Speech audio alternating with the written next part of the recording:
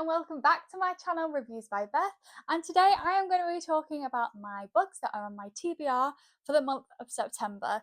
Now I have about 5 books. I've got some more, but these are the first on my list, so I thought I'd take you through them. Okay, so the first book that I want to read, which is on the top of my TBR, is Yellow Face by Rebecca F. Kuang, if I'm saying that right. And I'm pretty sure she's written The Poppy Wars. And I saw her in a talk that she did online, and I just thought the way she spoke was so articulate. And when I saw the concept of this book, I was just so eager to read it. So I thought I'd read you the blurb. It says, "This is one hell of a story, and it's not just hers to tell. When failed writer June Hayward witnesses her rival Athena Liu die in a freak accident, she sees her opportunity and takes it. So what if it means stealing Athena's final manuscript? So what if it means borrowing her identity? And so what if the first lie is only the beginning? Finally, June has the fame she always deserved, but someone is about to expose her. What happens next is entirely everyone else's fault." Now, I'm really excited about this because I think it talks about identity theft, which is something that I've not really explored before. And I just think it's a really interesting concept about someone stealing someone's and plagiarizing them. And taking on the ownership for something that isn't theirs. So this really intrigues me as a concept, and I'm definitely interested to pick this one up. Okay, don't come for me for this one because I don't know how I haven't read this yet, especially as someone with an English literature degree. But it's 1984 by George Orwell, and I know it's a classic, and I know I should have totally read it by now. So I'm doing it now.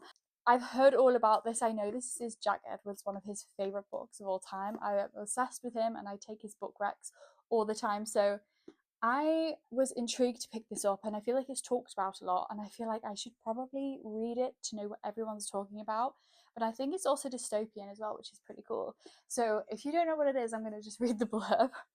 So, under the all seeing eye of Big Brother, Winston Smith spends his days in the Ministry of Truth, rewriting the past for the party. Despite constant surveillance and the ever present threat of repression, he starts to inwardly question the regime.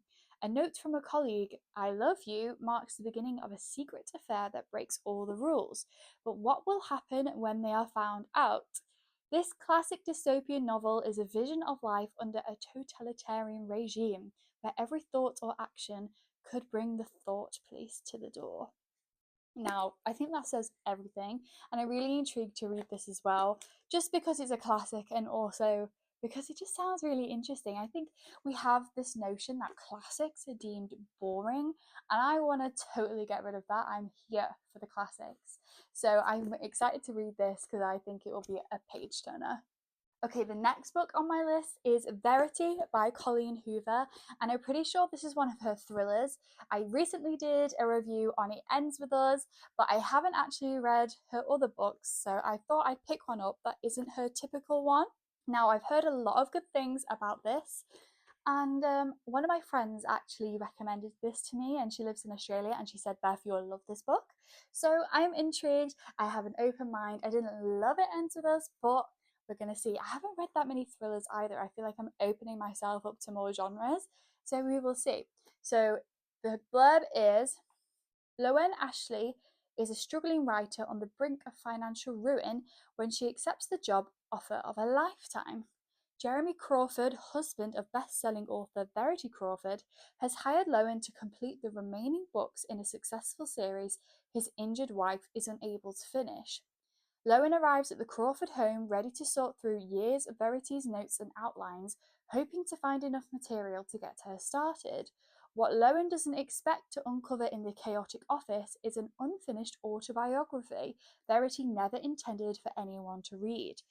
Page after page of bone-chilling admissions, including Verity's recollection of the night her family was forever altered. Lowen decides to keep the manuscript hidden from Jeremy, knowing its contents could devastate the already grieving father. But as Lowen's feelings for Jeremy begin to intensify, she recognizes all the ways she could benefit if he were to read his wife's words.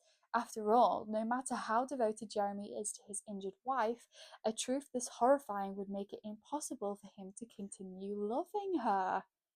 Ooh, okay. That sounds interesting actually.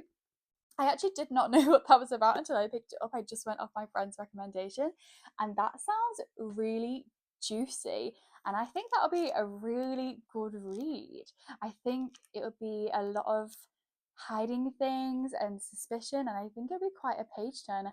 I'm looking at the chapters as well here, and they've got like a cute little design as well. So actually, this could definitely be a future 5-star. Who knows? If you like this content, please don't forget to like, comment, and subscribe. And if you want to support the channel, you can by buying the books using my Amazon links. Now, this book I've been wanting to read for ages. It has been on my TBR for a hot second, and it is Circe by Madeline Miller. And I have read her other book, The Song of Achilles, and that book literally hit me in ways I didn't think a book would ever hit me. I always had a bit of an interest in Greek mythology, and I definitely had that increase since doing a drama degree. So I did an English and drama degree, and I looked at Greek theatre, and that was one of my modules that I did for a semester. And I absolutely fell in love with Greek mythology. I just think it's so beautiful.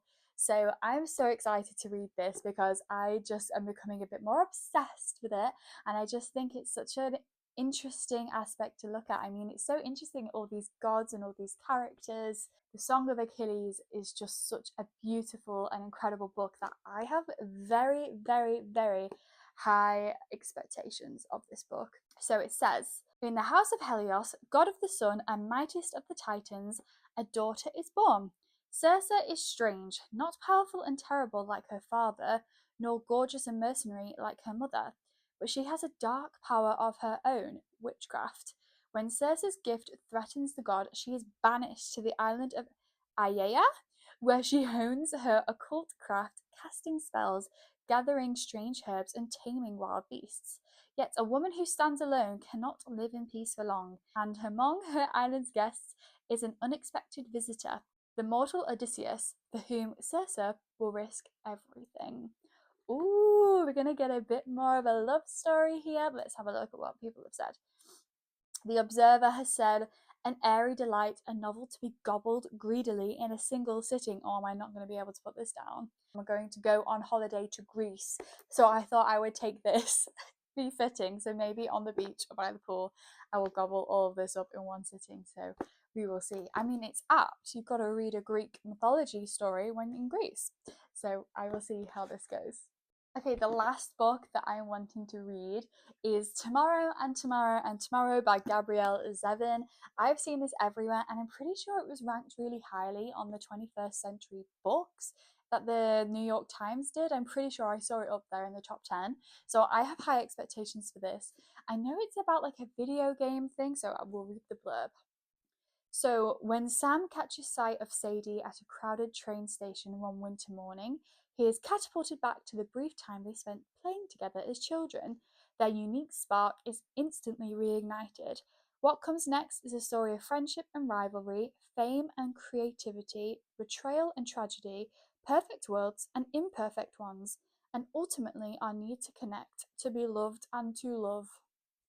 Oh, that's really cute. So I think it might be a nice romance. I have no idea. Someone has said, as an exquisite love letter to life.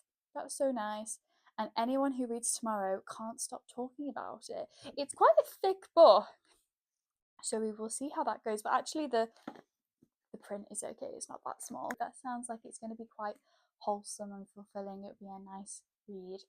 So that is my haul of my TBR to read this September and when on holiday. And if you want to see my reviews, I will be posting them in due time. Again, don't forget to like, comment, and subscribe. And if you want to help, you can by looking at our Patreon channel.